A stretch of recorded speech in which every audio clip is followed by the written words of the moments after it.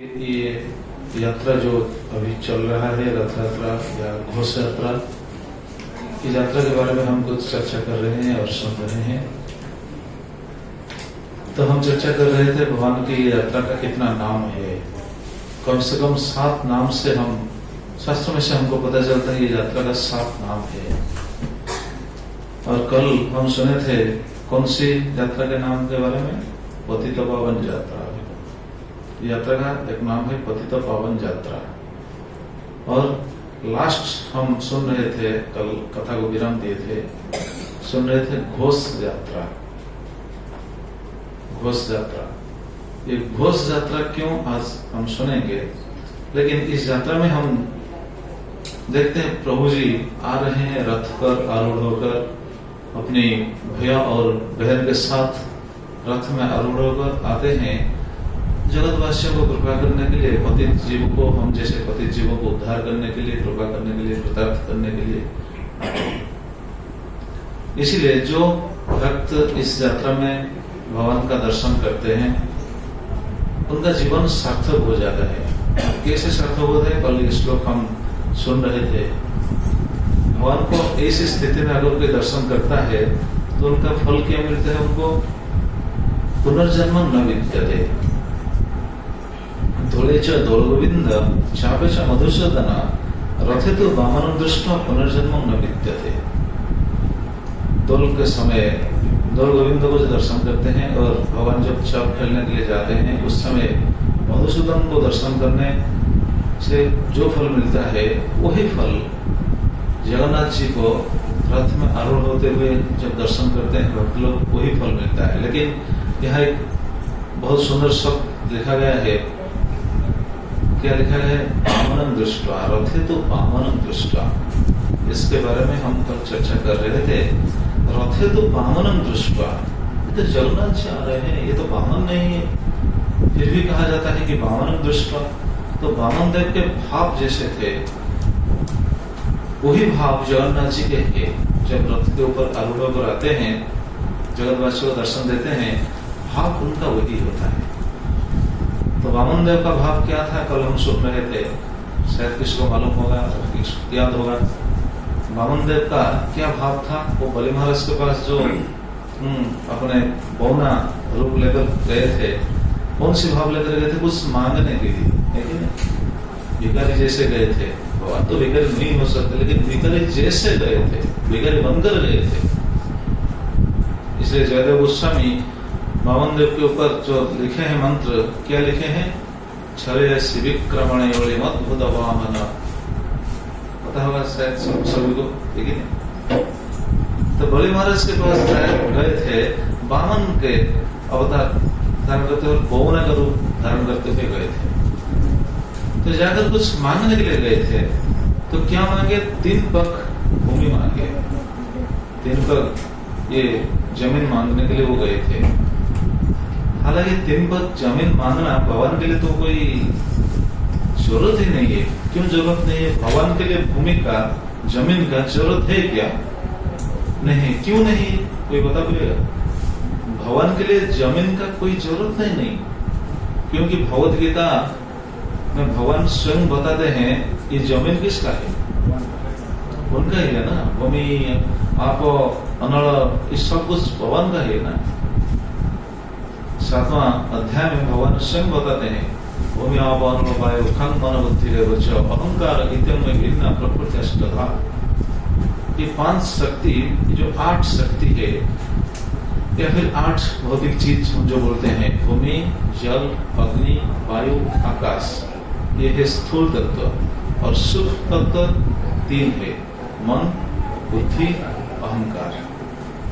तो ये सब, ये जो 8 तत्व, ये सब जड़ है, जो भी हो। लेकिन यहाँ चर्चा का विषय ये है कि भूमि ये तो भगवान का है।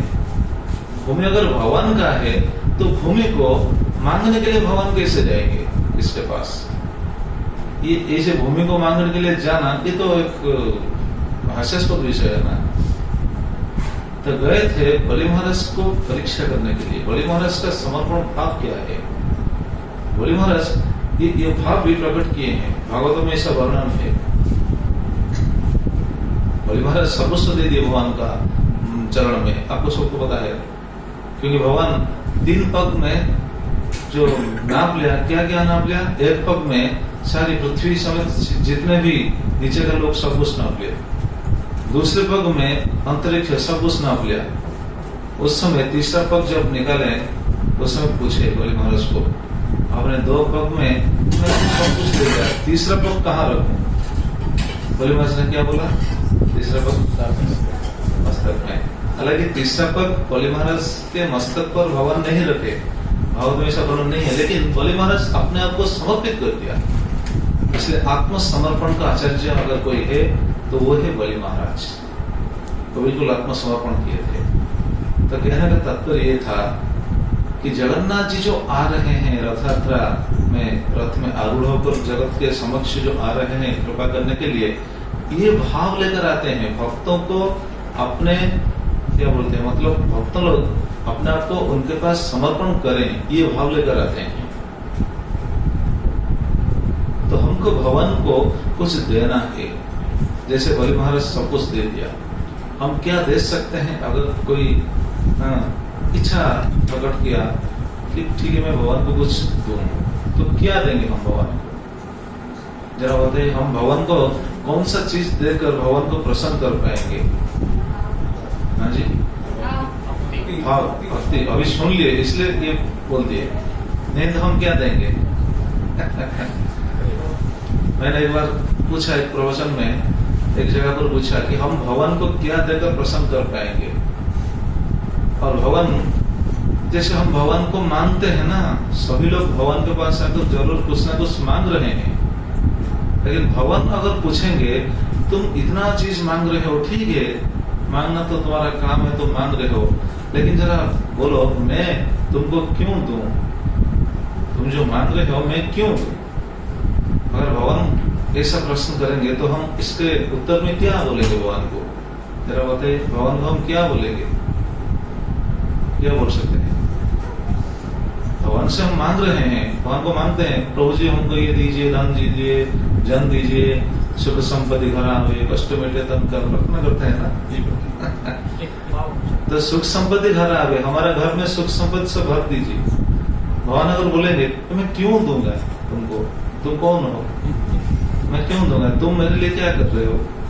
मेरे लिए तो तुम कुछ नहीं कर रहे हो। जब दुख में पड़ते हो, जब दुख का समय आ जाता है, उस समय तुम मेरे पास आ जाते हो, दुख को दूर करने के लिए बस प्रार्थना करते हो, तो मैं तुम्हारा दुख क्यों दूर करूं?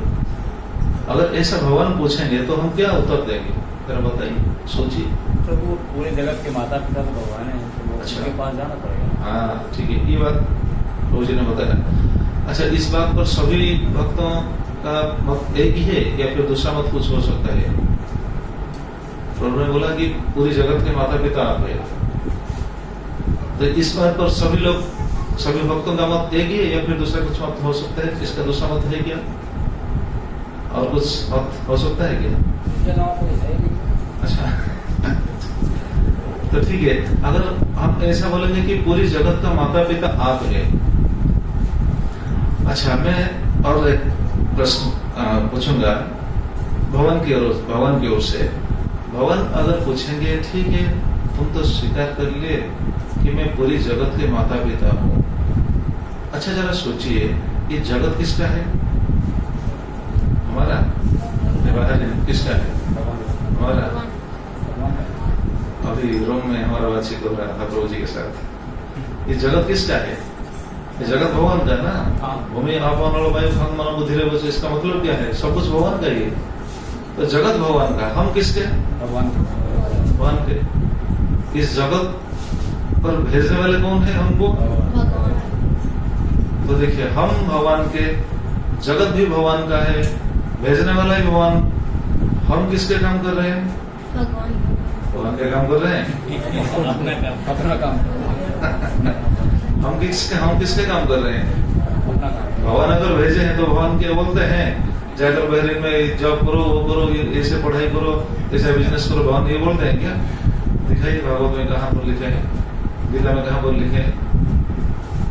ये तो नहीं लिखे हैं, ये तो नहीं कहे। तो देखिए, हम इस जगत पर आकर हमारा काम करते हैं, अच्छा, ये भी प्रश्न हो सकता है, तो हमारा काम धंधा सब कुछ छोड़ देंगे क्या? ये भी नहीं हो सकता, काम बिल्कुल नहीं छोड़ पाएंगे। क्यों? क्योंकि शरीर को निर्वाह करने के लिए कुछ ना कुछ तो काम करना पड़ेगा ना, नहीं तो शरीर कैसे निर्वाह होगा? क्योंकि हम संसार में रहने वाले हैं, हम तो वन में रहने वाले नहीं है। जैसे साधु सन्यासी ये सब वन में रहते हैं, जंगल में रहते हैं, तो भगवान के ऊपर बिल्कुल समर्पित भाव लेकर वो अपने आप को निर्वाह करते हैं। लेकिन हम परिवार में हैं, जगत में है, हमारा बहुत कुछ रिलेटिव से परिवार है, सबका निर्वाह भी होना चाहिए, तो कैसे करेंगे? कुछ ना कुछ तो करना पड़ेगा, पढ़ाई करना पड़ेगा, जॉब करना पड़ेगा, ये सब तो करना पड़ेगा। तो भगवान के पास हम कैसे जाएंगे, मतलब कैसे समर्पित हो पाएंगे? तो अभी बताइए कि भगवान को हम क्या दे सकते हैं? अच्छा, माता जी बोले प्रेम और विश्वास, और कुछ? समर्पण। कैसे समर्पण हो पाएंगे? हमारा सब कुछ तो हम तो पकड़ करके चल रहे हैं, कुछ देने वाले हम नहीं है। ठीक है, किसको दें या ना दें ये तो दूसरी बात है, लेकिन भगवान को देना चाहिए ना। भगवान क्या चाहते हैं हमसे? भक्ति, भाव। अच्छा, और कौन कह सकता है भगवान हमसे क्या चाहते हैं? माता जी आ रहे हैं अभी। भगवान के लिए काम करना है। हाँ, काम तो हम नहीं कर पाएंगे 24 घंटा के भगवान के लिए काम कर पाएंगे? जो भी काम कर रहे हैं उसमें भगवान का नाम लेकर शामिल नहीं कर रहे। अच्छा, जो भी अपना कार्य कर रहे हैं। ठीक है। और जैसे देखिए कि इसका दो सिद्धांत है। अगर भगवान को देना है तो सबसे अच्छा चीज देना है कि नहीं? भगवान को अगर हम देंगे तो क्या देंगे? सबसे अच्छा चीज। जो सबसे अच्छा चीज वो ही भगवान को देना चाहिए। तो जरा सोचिए, हमारे पास अच्छा चीज है क्या? हाँ जी, अच्छा, हमारे पास अच्छा चीज है क्या? अभी बताइए, हमारे पास अच्छा चीज है क्या जो भगवान को हम देंगे? जैसे हम सोचेंगे, अगर जैसे हम भारत को जाएंगे, इंडिया जाएंगे, और जाने के बाद अगर ऐसा संजोग ऐसा हो जाएगा कि मोदी साहब के साथ आपका मीट होना संभव हो जाएगा, अगर मोदी साहब का कुछ देना सोचेंगे, देने के लिए सोचेंगे, तो क्या देंगे? सबसे अच्छा चीज देने की कोशिश करेंगे ना, लेकिन नहीं। तो मोदी साहब तो इस जगत का आदमी है, और जगन्नाथ भगवान कृष्ण ये तो बिल्कुल सबसे परे है। तो भगवान को अगर हम देंगे तो क्या देंगे? अपना मन और बुद्धि। हाँ जी, मन और बुद्धि देंगे। अच्छा, ये मन भी तो जड़ है, ये मन तो चित्त नहीं है, ये जड़ वस्तु है। मन, बुद्धि, अहंकार ये सब जड़ है। तो भगवान को सबसे अच्छा चीज देना चाहिए। और अगर देखा जाए ऐसे भी है, भगवान को भी सबसे बुरा चीज भी दे देंगे, ये भी सही है। जैसे एक दृष्टांत है, एक गुरुजी के पास एक चेला गया था। गुरुजी से निवेदन किया, गुरुजी मैं तो आपसे दीक्षित हूँ, आपसे दीक्षा लिया हूँ, तो आपको मैं क्या दूं? गुरुजी उनको एक परीक्षा में डाल दिए। गुरुजी बोले ठीक है, तुम्हारा अंदर जो भी सबसे गलत चीज है वो मुझे दे दो। समझ में आया? सबसे गलत चीज जो भी वो मुझे दे दो। जाओ समय लो, ढूंढो क्या है गलत चीज तुम्हारे पास, वो ढूंढकर मुझे दो। शिष्य हो गया, जाकर ढूंढने लगा कि गलत चीज क्या है। ढूंढते ढूंढते उनको पता ही नहीं चला गलत चीज क्या है, उनके अंदर क्या गलत चीज है उनको पता नहीं चला। तो गुरुजी क्यों बोले थे? क्योंकि गलत चीज अगर तुम मुझे दे दोगे तो मैं तुमको शुद्ध कर दूंगा। तो वो सोच में पड़ गया, क्या गलत चीज, मेरे पास क्या गलत चीज है। सभी तरफ देखने लगा, घर में सभी तरफ देखने लगा, ये तो सही चीज है, ये तो सही चीज है, ये तो सही चीज है, ये घर में तो सब सही चीज है, मेरा गलत चीज क्या है? सोच में पड़ गया, गलत चीज क्या हो सकता है? वो इसे सोच में पड़ गया, बिल्कुल 1 दिन 2 दिन चला गया। एक दिन वो लेटिन जब गया, लेटिन में बैठते हुए उनको पता चला, अरे गलत चीज तो सबसे गंदा चीज तो ये है ना, क्या है, मल है ना, ये तो गलत चीज है। सोच में पड़े, अरे मल ये तो गलत चीज है, इसको क्या गुरु को दो, गुरुदेव को ये चीज क्या दे सकते हैं क्या? वो सोच में पड़ गया। फिर भी सोचने लगा, ना गुरुदेव बोलते हैं ना, तो बोल दिए कि गलत चीज, जो भी गलत चीज है वो मुझे दे दो। उसी समय वो सोचने लगा कि ठीक है, ये जो मल है ये मैं गुरु को दूंगा। जब ये सोच रहा था उस समय वो मल से आवाज आया, ए मूर्ख, क्या सोच रहे हो, मैं गलत चीज हूं, मैं गलत। हालांकि मल बातचीत नहीं करता है, ये तो सही है, लेकिन ये एक दृष्टांत है समझने के लिए। मल से आवाज आया, रे मूर्ख, मैं गलत चीज हूं, तुम्हारी नजर में मैं गलत चीज हूं। वो आदमी बोला, हाँ तुम तो गलत चीज हो, क्योंकि तुम्हारे से बदबू आता है ना, तुमसे बदबू आता है, तो इसलिए तो तुम गलत चीज हो। तब उसी समय वो मल से फिर आवाज आया, देखो मैं गलत नहीं हूं। क्यों? क्योंकि मेरा स्वरूप ऐसा नहीं है। मेरा स्वरूप क्या है? बहुत सुंदर स्वरूप है। अन्न, दाल, सब्जी, पनीर, पकौड़ा, पायस, ऐसा बहुत सुंदर सुंदर भगवान है। मेरा ये चीज, ये मेरा स्वरूप है। जब मैं तुम्हारा अंदर जाता हूँ, तुम्हारा संग करता हूँ, मेरा रूप बदल जाता है, मेरा गंध बदल जाता है। तो गलत कौन है, मैं या तुम? अब सोचिए, गलत कौन है? वो मल गलत था क्या? हालांकि मल बात नहीं करेगा, ये तो ठीक है, वो तो बात नहीं कर सकता, लेकिन सिद्धांत ठीक है, वो लॉजिक तो ठीक है ना। वो बोला, मैं गलत नहीं हूँ, मैं बदबूदार नहीं हूँ, बदबूदार तुम हो, मैं बहुत सुंदर भगवान हूँ। जब तुम्हारा संग किया, तुम्हारा अंदर गया, तुम्हारा संग करने के बाद मेरा रूप बदल गया, मेरा रंग बदल गया, मेरा गंध बदल गया, सब कुछ बदल गया। तो गलत चीज कौन है? तुम गलत चीज हो। उस समय सोच में पड़े, अरे, और उनको बिल्कुल ज्ञान आ गया कि गुरु को क्या देने के लिए गुरु बोल रहे थे। उनको ज्ञान आ गया, अच्छा तो गुरु जी ये बोल रहे थे, गुरु को देने के लिए बोल रहे थे ना। अब बताइए गुरु को क्या देने के लिए वो स्थिर किया? अपने आप को गुरु को देने के लिए। गुरु जी ये बोल रहे थे, क्योंकि तुम गलत हो, तुम मुझे ये शरीर दे दो। ये शास्त्रों का सिद्धांत है। ये जो देख रहे हैं ना, षड गोस्वामी है, षड गोस्वामी, कोई शायद उनको समझ में नहीं आ रहा होगा। षड गोस्वामी पता चलता है कौन कौन है? हाँ, ऊपर भी है। ये तो हमारा आचार्य परंपरा है, गुरु परंपरा है। देखिए, प्रभुपाद है, प्रभुपाद के ऊपर एक परंपरा है और उनके ऊपर एक परंपरा है। उनके ऊपर जो परंपरा है षड गोस्वामी है। हाँ, ये तो ऊपर भी है षड गोस्वामी। श्री रूप सनातन भट्ट रघुनाथ, श्री गोपाल भट्ट दास रघुनाथ, ये है 6 गोस्वामी। ये 6 गोस्वामी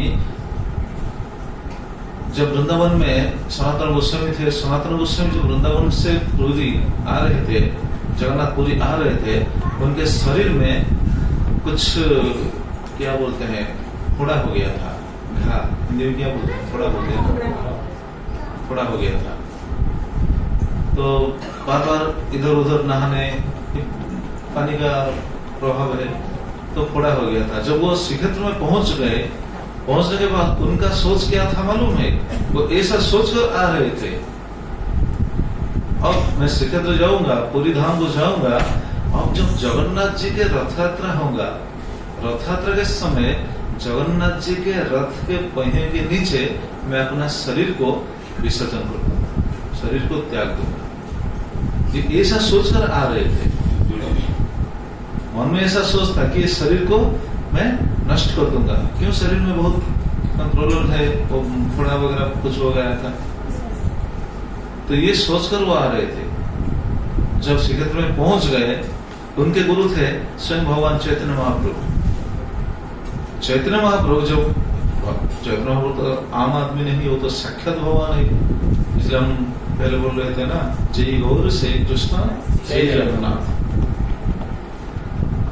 जो गौर है वो कृष्ण है, वही जगन्नाथ है। तो कृष्ण स्वयं चैतन्य महाप्रभु के रूप में आए थे। चैतन्य महाप्रभु को सब तो पता है। चैतन्य महाप्रभु जब सनातन गोस्वामी को देखे, उनको पता चल गया, अच्छा सनातन आए हैं अपने शरीर को त्यागने के लिए। उसी समय सनातन गोस्वामी को चैतन्य महाप्रभु ने डांट कर बोला, ये शरीर तुम्हारा नहीं है, ये शरीर को ऐसे त्यागने के लिए जो सोच रहे हो, ये शरीर के ऊपर तुम्हारा अधिकार नहीं है।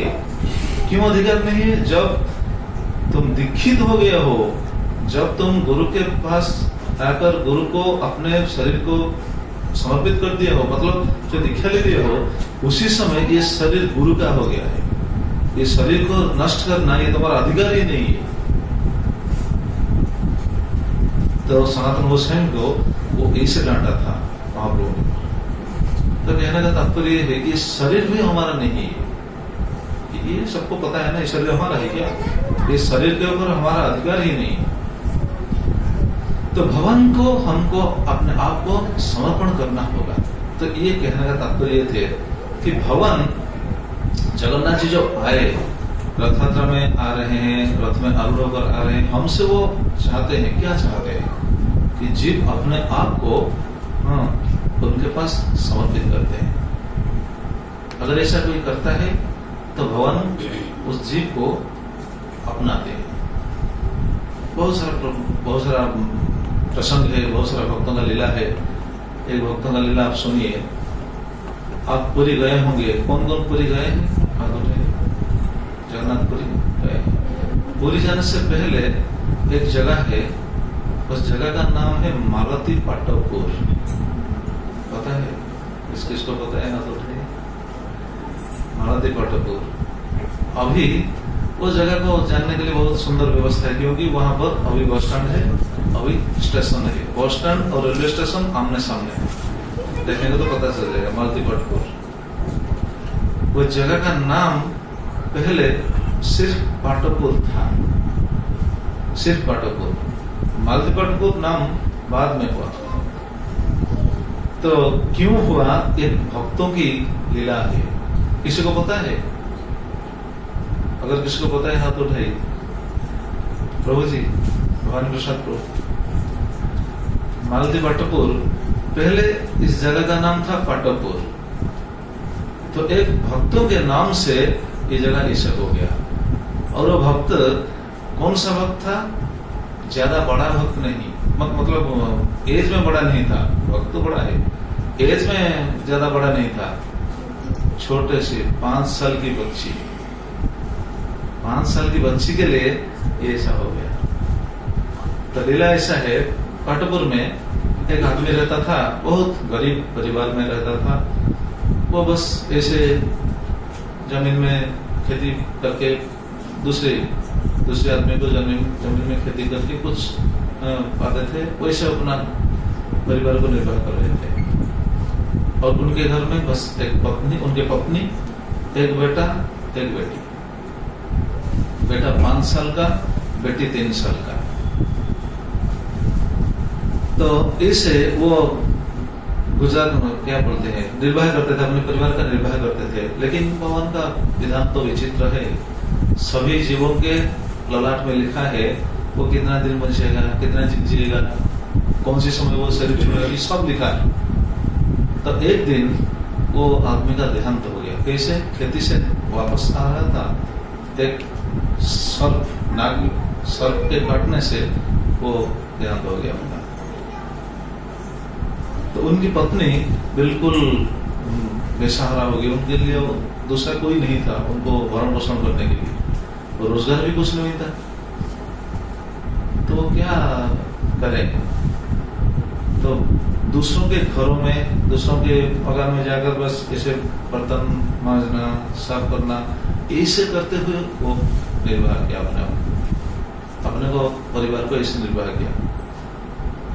पर ऐसे कुछ दिन बीतने लगा।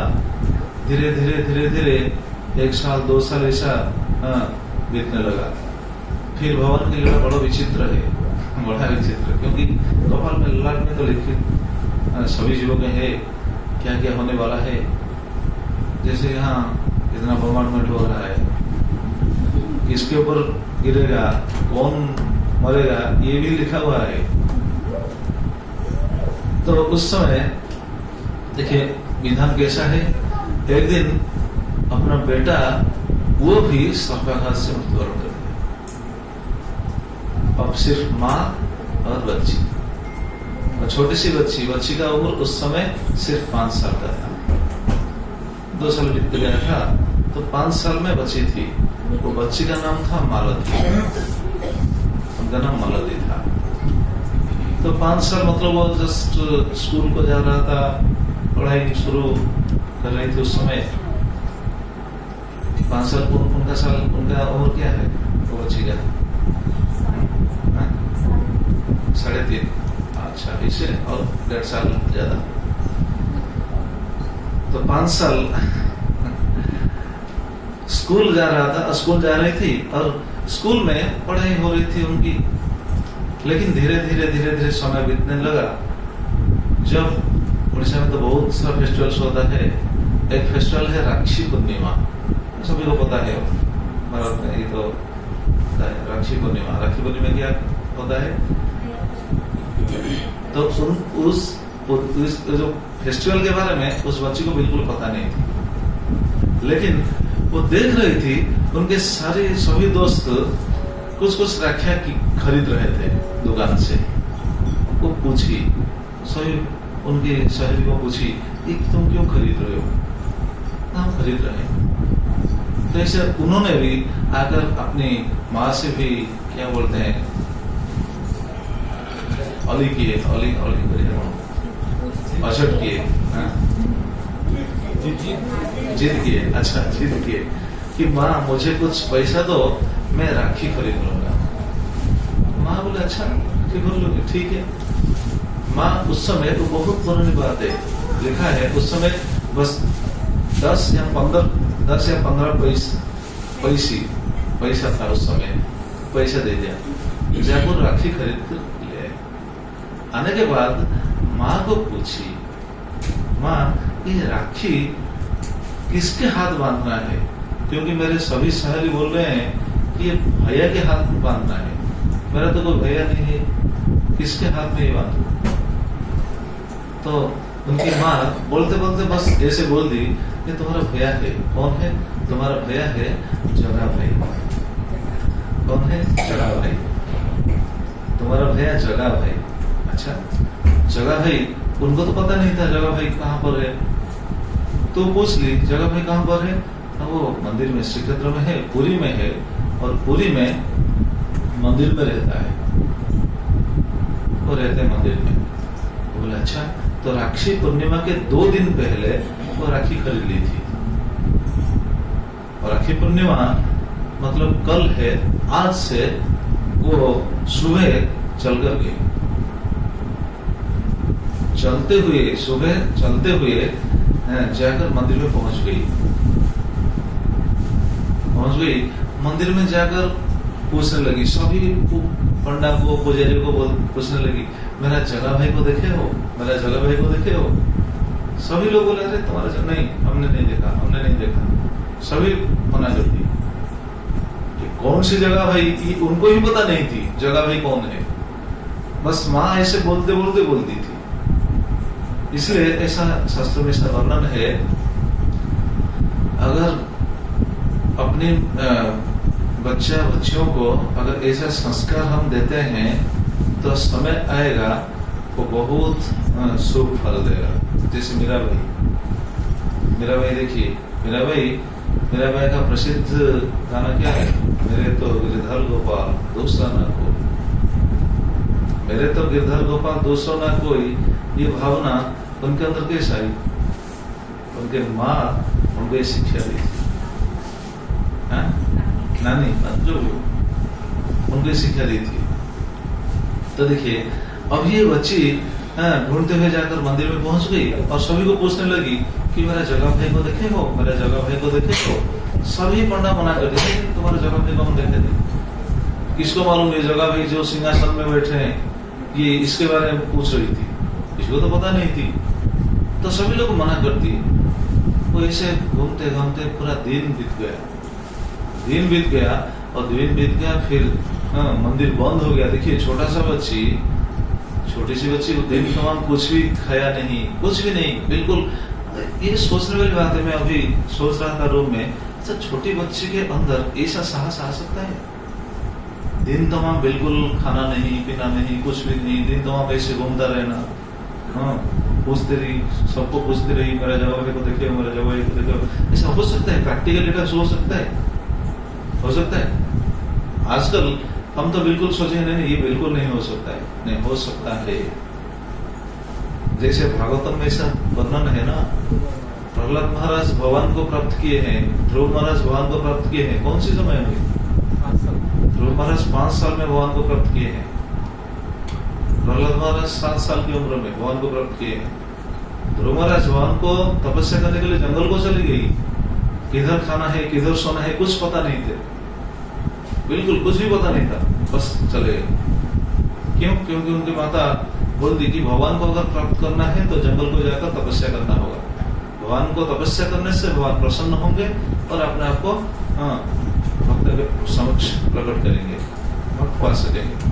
तो देखिए उनका स्ट्रॉन्ग डिटर्मिनेशन कैसा है। एक छोटे से बच्चे होते हुए भी उनका डिटर्मिनेशन कैसा है। हम इतना बड़े होने के बावजूद भी हमारा डिटर्मिनेशन में थोड़ा इधर उधर हो जाता है, ठीक नहीं?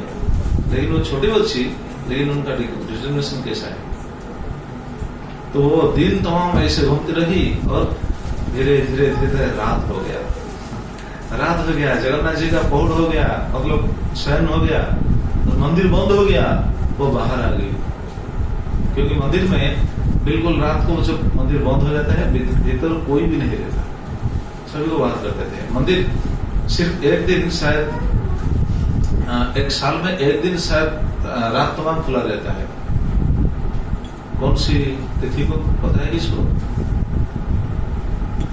कौन सी तिथि को? साल भर में एक दिन रात तमाम खुला रहता है मंदिर, मतलब रात तमाम आप मंदिर के अंदर रह सकते हैं, नहीं तो सभी समय मंदिर बंद, रात को बंद हो जाता है। किसी को पता है कौन से दिन? वो दिन है कार्तिक पूर्णिमा। कार्तिक पूर्णिमा के दिन ऐसा होता है। और कभी कभी अगर सेवा में कुछ इधर उधर हो जाता है तो वो हो सकता है रात भर ऐसा खुला रहे, नहीं तो कार्तिक पूर्णिमा को ऐसा खुला रहता है। जैसे वृंदावन में याद आ गया, बस ये बोल रहा हूँ। वृंदावन में बांकी बिहारी के बारे में हम कल चर्चा कर रहे थे। बांकी बिहारी मंदिर कौन कौन गए हैं, देखे हैं? हाथ उठाइए। अच्छा, अगर आप जाएंगे बांकी बिहारी मंदिर, जाकर वृंदावन में बांकी बिहारी मंदिर में अगर मंगल आरती दर्शन करने की इच्छा प्रकाश करेंगे। अच्छा, बांकी बिहारी का मंगल आरती कौन कौन देखे हैं? हाथ उठाइए। देखे हैं? हाँ, जितने बचे वो तो नहीं। बांकी बिहारी का मंगल आरती कोई देखा है क्या? देखे हैं? अच्छा, लेकिन बांकी बिहारी का मंगल आरती साल में सिर्फ एक बार होता है। कौन देखे हैं? अभी बताइए। साल में एक बार होता है मंगल आरती, देखे हैं? अभी बताइए। दूसरा आरती देख सकते हैं। बांकी बिहारी का मंगल आरती साल में एक बार। क्यों? साल में एक बार होता है। और वो कौन सा दिन है? वो हाँ जी, नहीं जन्माष्टमी नहीं, नंदोत्सव के दिन। जन्माष्टमी के बाद जो नंदोत्सव होता है उस समय, नहीं तो 365 दिन साल भर मंगल आरती नहीं हो सकता, नहीं होता है। तो उसका कारण दूसरा है, सुनेंगे। हमने कारण क्या है सुनेंगे? हाँ जी, ठीक है। तो बांकी बिहारी मंदिर में मंगल आरती नहीं होता है, क्योंकि एक दिन पुजारी मंगल आरती करने के लिए जब जा रहे थे, मंगल आरती करने के लिए पुजारी जब जा रहे थे, उस समय सिक्योरिटी उनको मना किया, आप क्यों आ रहे हैं मंगल आरती करने के लिए? सिक्योरिटी ने मना किया पुजारी को। जरा सोचिए कि कितना उच्च स्तर का बात है। सिक्योरिटी मना कि आप मंदिर में नहीं जाना बिल्कुल उचित नहीं है। पुजारी बोला, रहे मैं पुजारी हूँ, मैं भगवान का सेवा करने के लिए जा रहा हूँ, तुम एक सिक्योरिटी हो, तुम मना कर रहे हो मुझे। भगवान का सेवा करने के लिए। तो सिक्योरिटी बोला नहीं, ये सिक्योरिटी और पुजारी का बात नहीं, ये भाव का बात है। मैंने अभी देखा प्रभु जी अभी मंदिर को आए, उनको थोड़ा सोने दीजिए ना। आप जाकर फिर से उनको जगह देंगे, फिर मंगल आरती करेंगे, उनको थोड़ा सोने दीजिए। मतलब सिक्योरिटी को पता था प्रभु जी अभी आए हैं। किधर गए थे? रात को गए थे रास के लिए, सेवा को निधि वन है ना, वो गए थे। सिक्योरिटी बोला अभी प्रभु जी अभी आए हैं, आप अभी आकर फिर जगह देंगे, मंगल आरती करेंगे? नहीं, मंगल आरती मत कीजिए। इसलिए मंगल आरती कभी भी नहीं होता, बस एक दिन होता है, जन्माष्टमी के दूसरे दिन, मतलब नंदोत्सव के दिन। क्यों? क्योंकि नंदोत्सव के दिन, सॉरी जन्माष्टमी के दिन भगवान रास के लिए नहीं जाते। रात नंदोत्सव रहता है ना, जन्मोत्सव भगवान का उत्सव पालन हो रहा है, तो उत्सव पालन हो रहा था उस समय, इसलिए रात को उस दिन भगवान नहीं जाते, इसलिए दूसरे दिन मतलब नंदोत्सव के दिन आरती होता है। मंगल आरती साल में एक दिन। तो ये जो हम बोल रहे थे, ये बच्ची मालती मंदिर के सामने आकर बस एक कोने में, सिंह द्वार पर एक कोने में बैठकर बस ऐसे सो गई। जरा सोचिए, मालती का दिन तमाम एक तो कार्य रहा, उनका माँ का वहां पर क्या होता रहा? माँ तो सोचती रही हुई ना, मेरा बच्ची कहाँ गई, किधर गई, क्या कर रही होगी, तो सोचती रही होगी। तो वो भी ढूंढती रही वहां। तो धीरे धीरे रात हो गई। रात होने के बाद जगन्नाथ जी स्वयं आए, सिंहासन छोड़ करके, जैसे कल हम सुन रहे थे ना, रामचंद्र देव के लिए भगवान आ रहे थे, ठीक उसी तरह मालती के लिए सिंहासन को छोड़कर आ गए। मालती वो राखी को पकड़ करके वहां सो गई थी। जगन्नाथ जी आकर उनको स्पर्श किए और जगाए और बुलाए, मालती मालती, तुम दिन तमाम मुझको ढूंढती रही, लेकिन मेरा पता तुमको कोई भी नहीं बताया, और मैं हूं तुम्हारा जगह पे, और राखी बांधना तुम्हारा इच्छा, ये जो इच्छा को क्या बोलते हैं, साकार रूप देने के लिए मैं स्वयं तुम्हारे पास आ गई, तो राखी बांधो। कौन बोलते हैं जगन्नाथ का हाथ नहीं है? देखिए, दिखने के लिए तो हाथ नहीं है, आधा है, लेकिन वो दिखा दिया हाथ, राखी बांधो। तो उस समय राखी बांधो, और बांधने के बाद भगवान जगन्नाथ उनको बोले, ठीक है मालती, अभी तुम अपने घर वापस जाओ। मालती बोली, प्रभु ये रात समय में किधर जाऊंगा, कहाँ जाऊंगा? रात में जाना तो बहुत दुष्कर है ना, कैसे जाऊँ, मुझे भय लगेगा, कैसे मैं जाऊंगी? तो जगन्नाथ बोले, बिल्कुल भय करने की कोई बात नहीं, तुम जाओ, कोई बात नहीं।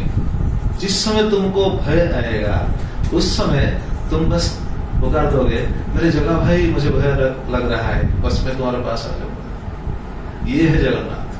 जरा सोचिए, जय जगन्नाथ स्वामी की जय। नहीं, जय धन तो बल बहुत कम हो रहा है। जय जगन्नाथ स्वामी की जय। ये जगन्नाथ की महिमा। तब मालती धीरे धीरे आकर उनके घर पहुंच गई। पहुंचते पहुंचते सुबह हो गई, क्योंकि 10 किलोमीटर है मंदिर से उनके घर। अच्छा, वो तो पहुंच गई। माँ जब उनको प्राप्त कर ली, उनको प्रसन्नता आ गई, ठीक है, वो तो आ गई। इधर क्या हुआ सुनिए, इधर क्या हुआ।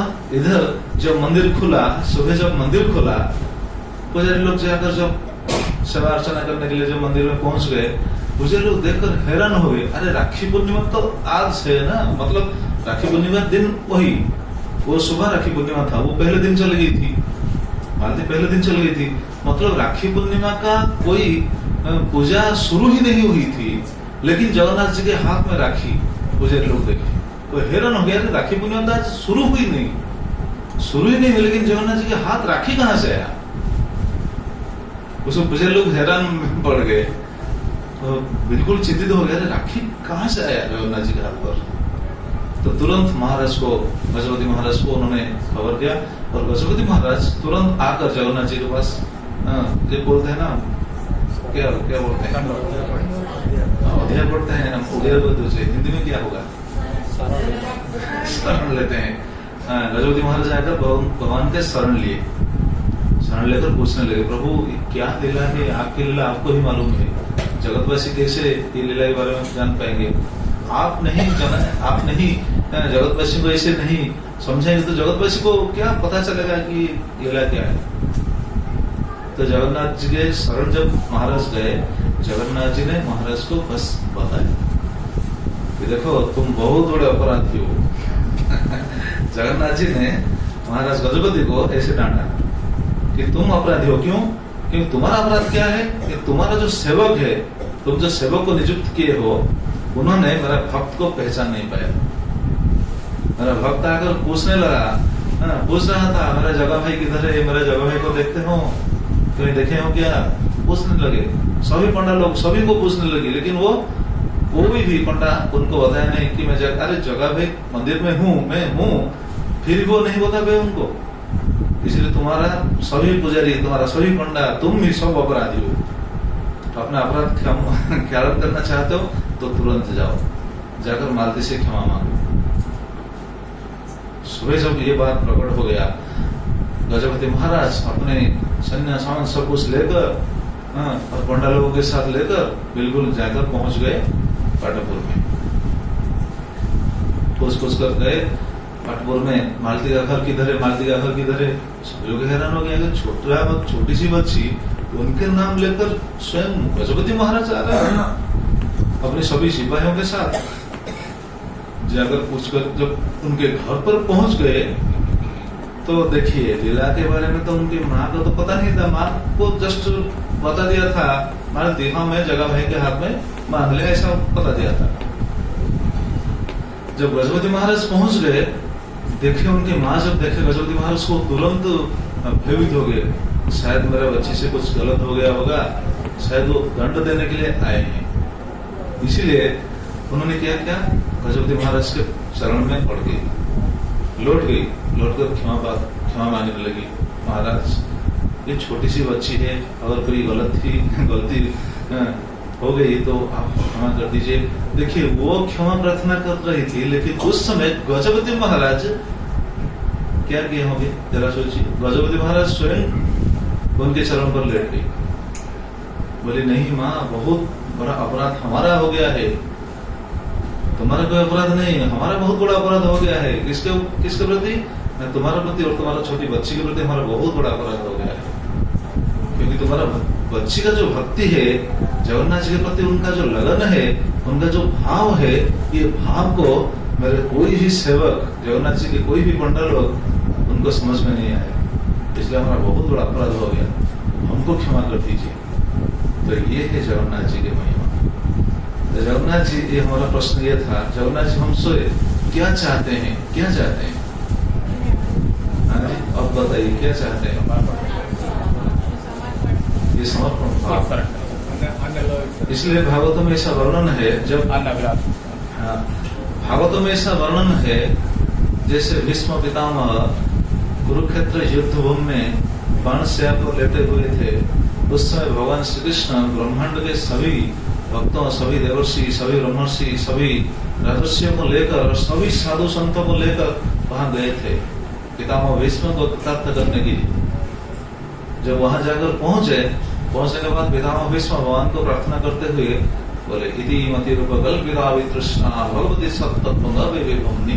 बहुत सुंदर श्लोक। पहले भीष्म पितामह भगवान को ये निवेदन कर रहे थे, जैसे इस श्लोक का भाव क्या है, पितामह भीष्म का ये भाव है, प्रभु आप मेरे पास आए हैं, लेकिन मैं इस अवस्था में हूँ, बिल्कुल मान के स्वयं पर वो लेटे हुए थे ना, वो कुछ करने की उनके लिए कुछ संभव ही नहीं था, तो खड़े होने के लिए भी संभव नहीं थे। पूजा करेंगे, कैसे पूजा करेंगे, कुछ भी नहीं कर पाएंगे। तो उन्होंने निवेदन किया था, प्रभु आप मेरे पास आए हैं, जब कोई पास आता है, अपने घर पर आता है, तो उनको तो कुछ देना चाहिए ना, तो मैं आपको क्या दूं, मेरे पास है क्या? ये शरीर भी अभी ये स्वस्थ नहीं है कि आपका कुछ सेवा करूं, इस अवस्था में भी नहीं हूं। तो इस अवस्था में मैं नहीं हूं, तो आपका सेवा क्या करूं? लेकिन कुछ ना कुछ तो देना चाहिए आपको, तो मैं आपको क्या दे सकता हूँ? बस मैं आपको एक चीज देता हूँ, वो क्या है? मति, मेरा मति, मेरा मन मैं आपके चरणों पर समर्पित करता हूँ। तो भगवान हमसे ये चाहते हैं, हमारा मन चाहते हैं। और मन कैसा होना चाहिए? शुद्ध मन। हमारा मन तो शुद्ध नहीं है, लेकिन शुद्ध करने के लिए तो हम भक्ति कर रहे हैं, ये श्रवण कर रहे हैं, भगवान का सेवा कर रहे हैं, जो रथ को खींच रहे हैं, भगवान का पूजा कर रहे हैं, नाम ले रहे हैं। ये सब क्यों ले रहे हैं? क्यों ये सब कर रहे हैं? ये सब कर रहे हैं मति को शुद्ध करने के लिए। तो भगवान हमसे ये चाहते हैं। इसलिए गीता में भगवान लास्ट को क्या बोलते हैं? मतलब हमारा शरीर जब छूटने वाला है, उस समय हमको क्या करना चाहिए? भगवान को मन में स्मरण करने के लिए भगवान बताएगा, अंत काले क्षमा में वह स्मरण मुक्ता कलेवरम जब प्रयाति समद्भावनाति जस्त्र संशय। अंत काल में जब ये शरीर छोड़ने समय आएगा, उस समय हमको क्या करना है? भगवान को स्मरण करना है। तो स्मरण कैसे करेंगे? ये मन शुद्ध होगा तो स्मरण करेगा, नहीं तो नहीं हो पाएगा। ये मन को शुद्ध करने के लिए हम सब कुछ जो सेवा का परिपाटी चल रहा है, सेवा का जो ये सब कार्य चल रहा है, ये सब मन को शुद्ध करने के लिए। तो भगवान ये चाहते हैं। तब गजपति महाराज उस समय उनको बोले, ठीक है माँ, मेरा बहुत बड़ा अपराध हो गया तुम्हारे चरण पे और तुम्हारे बच्चे के चरण पे, मेरा बहुत बड़ा अपराध हो गया, तो हमको क्षमा कर दीजिए, हमारे सभी सेवकों को क्षमा कर दीजिए। आप जरा सोचिए, मालती के माँ के ऊपर उस समय क्या बीतती होगी? वो गजपति महाराज को क्षमा करेंगे? लेकिन गजपति महाराज का भाव भी ऐसा है, तो जगन्नाथ जी का आद्य सेवक है। और उसी समय गजपति महाराज ने घोषणा किया, ठीक है, ये जो गांव पाटोपुर है, इस गांव का नाम आज से तुम्हारे बच्चे के नाम पर हो जाएगा। इसलिए इस जगह का नाम आज भी है मालती पाटोपुर। ये मालती पाटोपुर नाम इसलिए। तो जरा सोचिए, ये हमारा कहने का तात्पर्य था, चर्चा का विषय यह था कि भगवान जगन्नाथ बलदेव सुभद्रा जो रथ पर आरूढ़ होकर जब आते हैं उनको दर्शन देने के लिए, हमसे भी कुछ चाहते हैं। क्या चाहते हैं? बस हमारा शुद्ध मन। इसीलिए हम भगवान को प्रार्थना करते हैं ना, जगन्नाथ स्वामी नयन पथगामी भगवत मे। जगन्नाथ जी भगवान से हमको क्या मांगना है पता है? भगवान से हमको क्या मांगना है? आजकल तो बहुत कुछ मांगते हैं, सुख संपत्ति घर आवे, कष्ट मिटे, धन का। नहीं, ये नहीं। भगवान को, जगन्नाथ को क्या मांगना है? जगन्नाथाष्टकम आप पढ़िए, इसके बारे में अगर हम समय मिलेगा तो इसके बारे में चर्चा करेंगे। जैसे महाप्रभु का भाव है वैसा रथ यात्रा पर जगन्नाथ जी आते हैं। महाप्रभु का भाव कैसा है? चैत्र महाप्रभु का भाव कैसा है? भक्त लोगों का भाव क्या होना चाहिए? इसके बारे में भी हम सुनेंगे। इस सत्र में हम सुनेंगे, कोशिश करेंगे कि भक्तों का भाव क्या होना चाहिए, भगवान से हम क्या निवेदन करना चाहिए, कैसे हम अपने आप को भगवान के पास लेकर जाएंगे, ये सब आप सुनेंगे। तो इस चर्चा का विषय यह था कि भगवान हमसे चाहते हैं, क्या चाहते हैं? अपना शुद्ध मन। तो ये कहने का तात्पर्य क्या था? हम जगन्नाथ जी को दर्शन कर रहे हैं जो वामन के रूप में। ये वामन का रूप का तात्पर्य क्या था? तात्पर्य यह है कि भगवान भी भूखा है, भूखा है।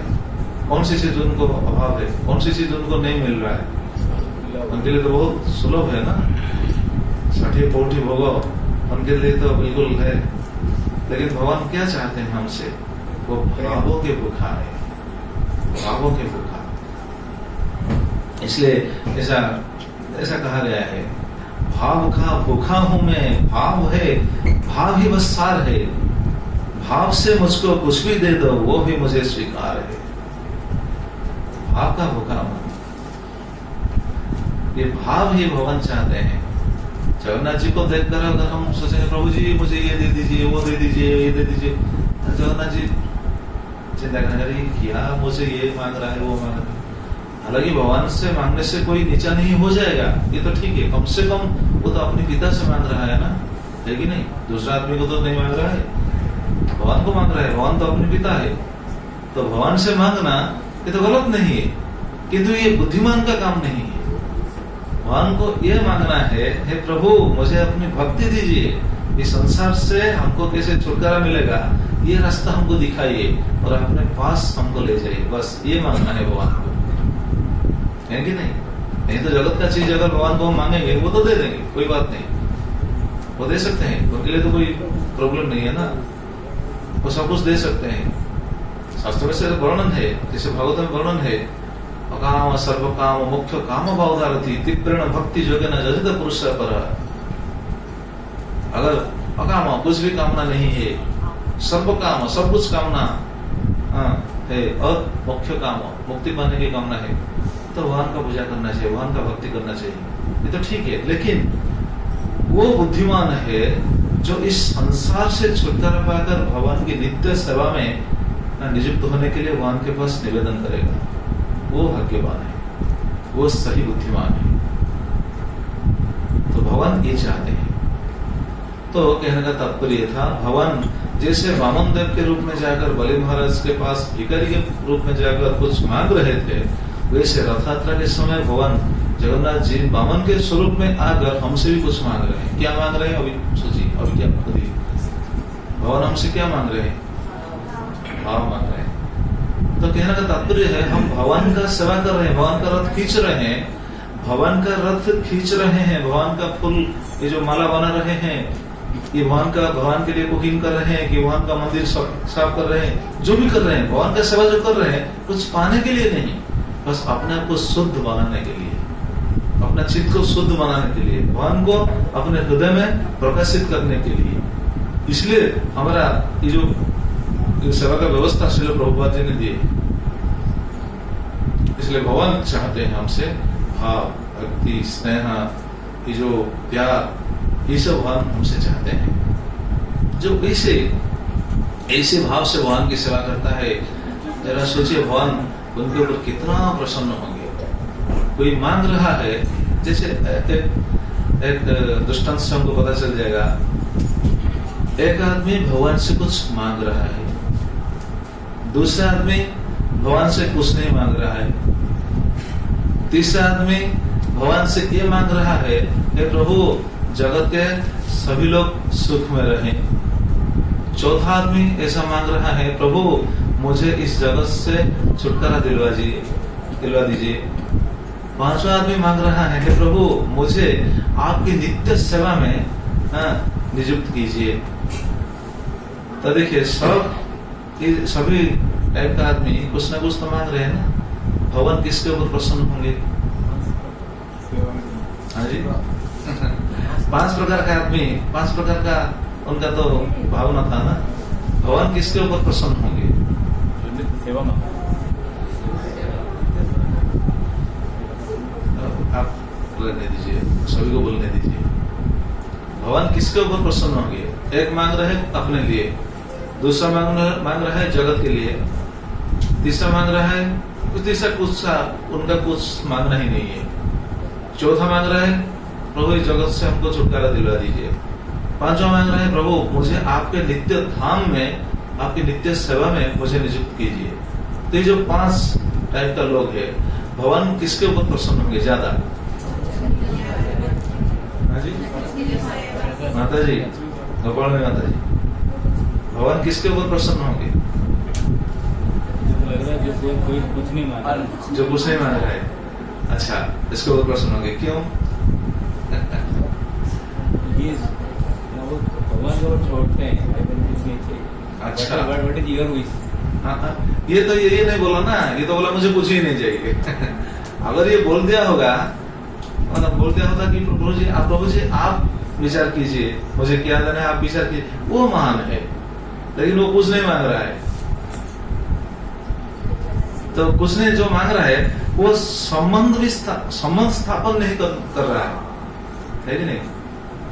लेकिन जो मांग रहा है जगत का कल्याण हो, कम से कम वो जगत के लिए मांग रहा है, लेकिन जगत के लिए मांग रहे उनका संबंध कुछ नहीं भगवान के साथ, है कि नहीं? जो मांग रहा है वो स्वार्थी हो गया है, प्रभु मुझे धन संपत्ति दीजिए, सुख संपत्ति घर आवे, मेरा घर में सुख संपत्ति आ जाए, लेकिन मेरे पड़ोसी के घर वो जल जाए, कोई परवाह नहीं है कि नहीं? तो वो सत्य हो गया ना। और कोई मांग रहे प्रभु मुझे जगत से छुटकारा दिलवा दीजिए, तो वो भी स्वार्थी हो गया। अच्छा, जगत से छुटकारा पाने के बाद तुम कहां पर जाओगे? उनका डेस्टिनेशन फिक्स नहीं है। छुटकारा चाह रहा है लेकिन किधर जाएगा पता नहीं। लेकिन जो मांग रहा है कि मुझे अपने स्वधाम में आपका नित्य सेवा में नियुक्त कीजिए, वो सही मांग रहा है। क्यों? क्योंकि जीव का स्वरूप है क्या? जीव स्वरूप है नित्य कृष्ण दास। जीव स्वरूप नित्य कृष्ण का दास है, इसीलिए वो भगवान से मांग रहा है। हालांकि जो भी जितना भी भाव से भगवान से निवेदन कर रहे हैं उनको तो हम न्यून नहीं कर सकते हैं, क्योंकि भगवान को तो प्रार्थना कर रहे हैं। लेकिन ये है क्या बोलते हैं, जो कंपैरेटिवली अगर हम सोचेंगे तो सुपरलेटिव बोलते हैं ना, सुपरलेटिव डिग्री, तो सबसे अच्छा है जो भगवान के नित्य सेवा में नियुक्त होने के लिए प्रार्थना करना है। तो ये भाव को लेकर हमको जगन्नाथ का सेवा करना है। मतलब कि जो रथ हम खींच रहे हैं, सेवा कर रहे हैं, पूजा कर रहे हैं, यहाँ इकट्ठे होकर भगवान की कथा सुन रहे हैं, ये भाव को हम प्रकट करने के लिए, भाव को पुष्ट करने के लिए, इसीलिए हम कथा सुन रहे हैं। चैतन्य महाप्रभु आकर ये भाव को देने के लिए आए थे। तो ये यात्रा का एक नाम है घोष यात्रा। घोष यात्रा क्यों है ये कल सुने, टाइम हो गया। तो कल हम सुनेंगे ये यात्रा का नाम घोष यात्रा क्यों है और रथ का वैशिष्ट्य क्या है, कल हम सुनेंगे। तो जो रथ आते हैं, रथ में आते हैं भगवान, ये रथ कैसा है, रथ क्या, रथ का स्वरूप क्या है, इसके बारे में हम कल सुनेंगे। कल और भी ज्यादा अच्छा टॉपिक आएगा। जितने दिन हम आगे आगे जाएंगे उतना अच्छा टॉपिक सुनेंगे। इसलिए सभी को निवेदन है सही समय पर यहाँ उपस्थित होने की कोशिश कीजिएगा। ठीक है? हरे कृष्णा।